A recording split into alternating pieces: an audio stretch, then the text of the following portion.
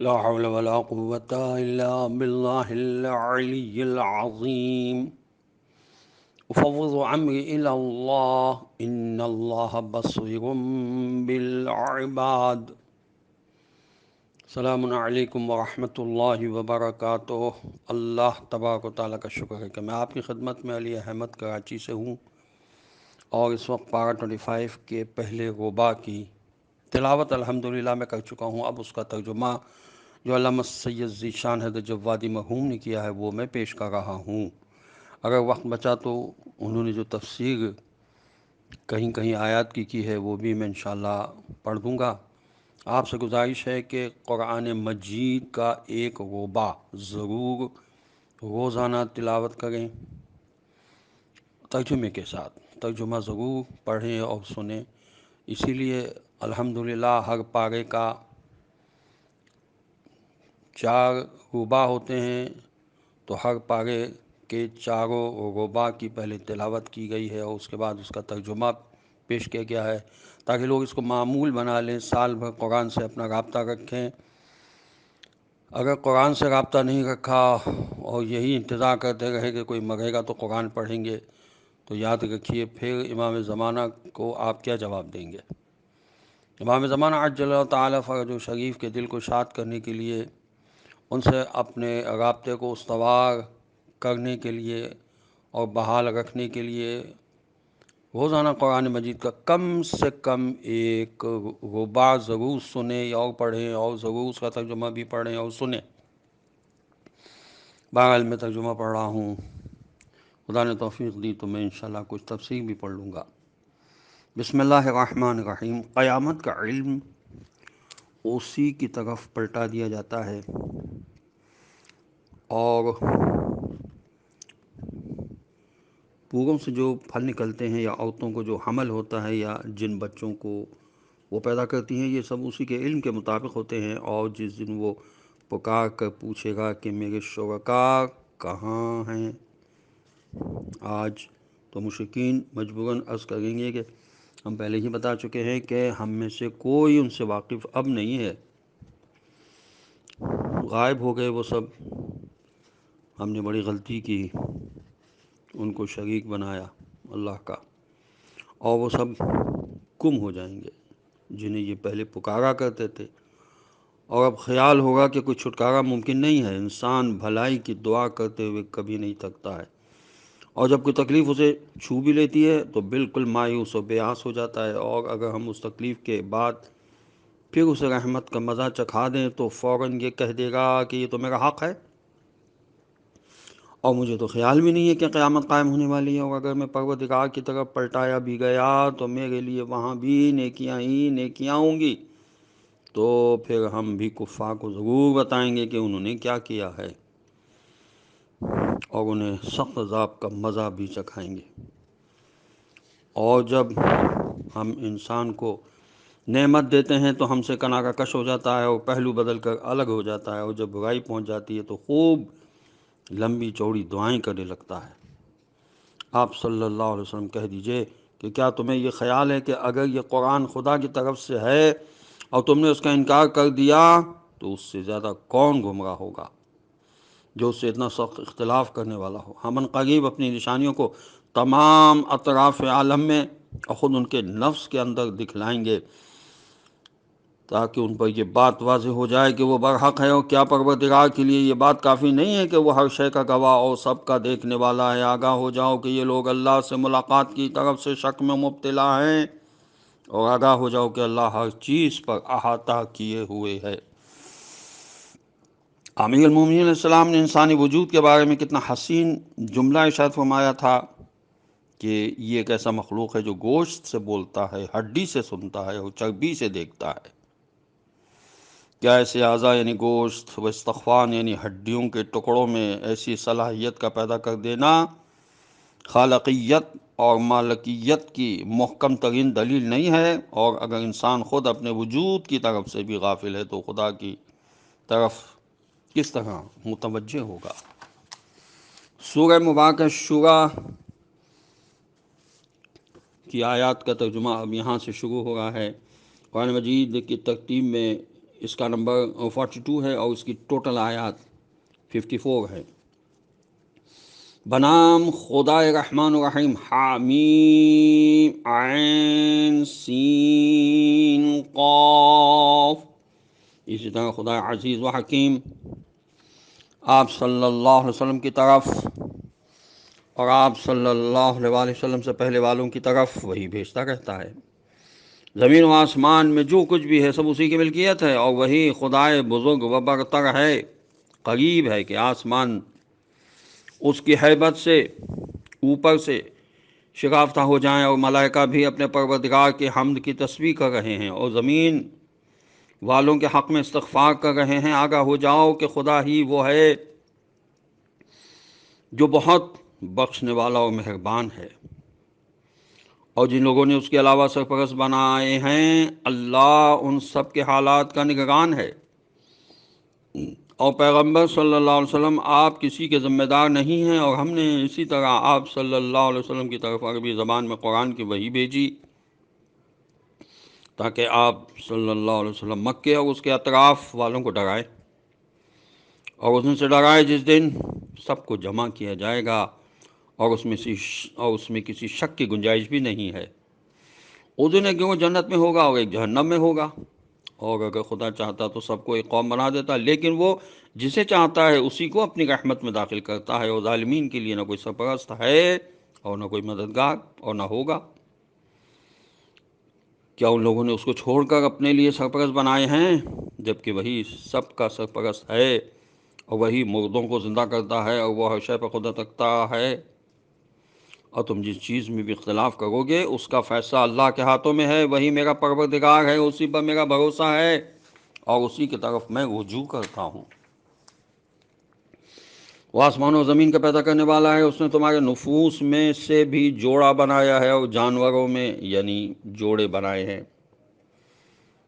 جانوروں میں بھی جوڑے بنائے ہیں۔ وہ تم کو اسی جوڑے کے ذریعے دنیا میں پھیلا رہا ہے، اس کا جیسا کوئی نہیں ہے، وہ سب کی سننے والا اور ہر چیز کا دیکھنے والا ہے۔ آسمان و زمین کی تمام کنجیاں اسی کے اختیار میں ہیں، وہ جس کے لیے چاہتا ہے اس کے رزق میں وسعت پیدا کر دیتا ہے، اور جس کے لیے چاہتا ہے تنگی پیدا کر دیتا ہے۔ وہ ہر شے کا خوب جاننے والا ہے۔ اس نے تمہارے لیے دین میں وہ راستہ مقرر کیا ہے جس کی نصیحت نوح علیہ السلام کو کی گئی، اور جس کی وحی پیغمبر صلی اللہ علیہ وسلم آپ کی طرف بھی کی گئی ہے، اور جس کی نصیحت ابراہیم علیہ السلام، موسیٰ علیہ السلام اور عیسیٰ علیہ السلام کو بھی کی گئی ہے کہ دین کو قائم کرو اور اس میں تفرقہ نہ پیدا ہونے پائے۔ مشرکین کو وہ بات سخت گراں گزرتی ہے جس کی آپ انہیں دعوت دے رہے ہیں۔ اللہ جس کو چاہتا ہے اپنی بارگاہ کے لیے چن لیتا ہے، اور جو اس کی طرف رجوع کرتا ہے اسے ہدایت دے دیتا ہے۔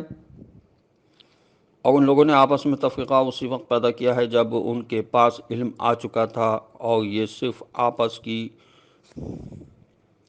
دشمنی کی بنا پر تھا۔ اور اگر پروردگار کی طرف سے ایک بات پہلے سے ایک مدت کے لیے طے نہ ہو گئی ہوتی تو اب تک ان کے درمیان فیصلہ ہو چکا ہوتا، اور بے شک جن لوگوں کو ان کے بعد کتاب کا وارث بنایا گیا ہے وہ اس کی طرف سے سخت شک میں پڑے ہوئے ہیں۔ لہذا آپ صلی اللہ علیہ وسلم اسی کے لیے دعوت دیں، اور اس طرح استقامت سے کام لیں جس طرح آپ صلی اللہ علیہ وسلم کو حکم دیا گیا ہے، اور ان کے خواہشات کا اتباع نہ کریں، اور یہ کہیں کہ میرا ایمان اس کتاب پر ہے جو خدا نے نازل کی ہے، اور مجھے حکم دیا گیا ہے کہ تمہارے درمیان انصاف کروں۔ اللہ ہمارا اور تمہارا دونوں کا پروردگار ہے، ہمارے اعمال ہمارے لیے ہیں اور تمہارے اعمال تمہارے لیے، ہمارے اور تمہارے درمیان کوئی بحث نہیں ہے۔ اللہ ہم سب کو ایک دن جمع کرے گا، اسی کی طرف سب کی بازگشت ہے۔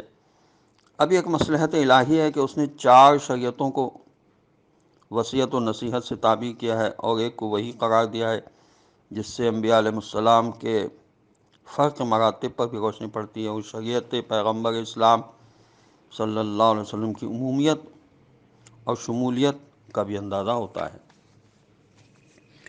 اور جو لوگ اس کے مان لیے جانے کے بعد خدا کے بارے میں جھگڑا کرتے ہیں، ان کی دلیل بالکل محمل اور لغو ہے۔ اور ان پر اللہ کا غضب ہے اور ان کے لیے شدید قسم کا عذاب ہے۔ اللہ ہی وہ ہے جس نے حق کے ساتھ کتاب اور میزان کو نازل کیا ہے، اور آپ صلی اللہ علیہ وسلم کو کیا معلوم کہ شاید قیامت قریب ہی ہو، جس کی جلدی صرف وہ لوگ کرتے ہیں جن کا اس پر ایمان نہیں ہے، ورنہ جو ایمان والے ہیں وہ تو اس سے خوفزدہ ہی رہتے ہیں اور یہ جانتے ہیں کہ وہ بہرحال برحق ہے۔ ہوشیار کہ جو لوگ قیامت کے بارے میں شک کرتے ہیں وہ گمراہی میں بہت دور تک چلے گئے ہیں۔ اللہ اپنے بندوں پر مہربان ہے، وہ جس کو بھی چاہتا ہے رزق عطا کرتا ہے، وہ صاحب قوت بھی ہے، وہ صاحب عزت بھی ہے۔ جو انسان آخرت کی کھیتی چاہتا ہے ہم اس کے لیے اضافہ کر دیتے ہیں، اور جو دنیا کی کھیتی کا طلبگار ہے اسے اسی میں سے عطا کر دیتے ہیں، اور پھر آخرت میں اس کا کوئی حصہ نہیں ہے۔ کیا ان کے لیے ایسے شرکاء بھی ہیں جنہوں نے دین کے وہ راستے مقرر کیے ہیں جن کی خدا نے اجازت بھی نہیں دی ہے، اور اگر فیصلے کے دن کا وعدہ نہ ہو گیا ہوتا تو اب تک ان کے درمیان فیصلہ کر دیا گیا ہوتا، اور یقیناً ظالموں کے لیے بڑا دردناک عذاب ہے۔ آپ صلی اللہ علیہ وسلم دیکھیں گے کہ ظالمین اپنے کرتوت کے عذاب سے خوفزدہ ہیں، اور وہ ان پر بہرحال نازل ہونے والا ہے۔ اور جو لوگ ایمان لے آئے اور انہوں نے نیک اعمال کیے ہیں وہ جنت کے باغات میں رہیں گے، اور ان کے لیے پروردگار کی بارگاہ میں وہ تمام چیزیں ہیں جن کے لیے وہ خواہش مند ہوں گے۔ اور یہ ایک بہت بڑا اللہ کا فضل ہے۔